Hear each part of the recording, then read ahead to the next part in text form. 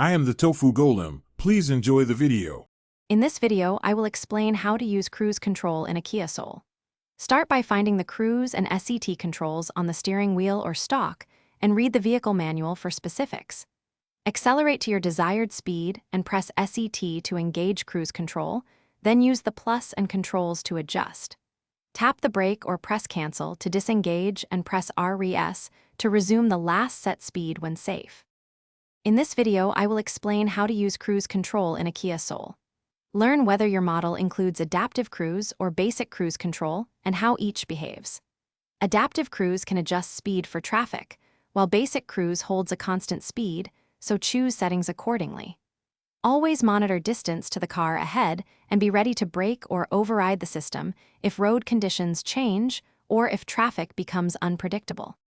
In this video, I will explain how to use cruise control in a Kia Soul. Prefer highway stretches with steady traffic for cruise use and avoid hilly or icy roads where speed control can be unsafe. Resume speed with RES only when conditions permit and maintain situational awareness at all times. Regularly inspect sensors, cameras, and the vehicle manual to keep adaptive features functioning properly and to understand limitations. Thanks for watching. Consider subscribing if we helped you today.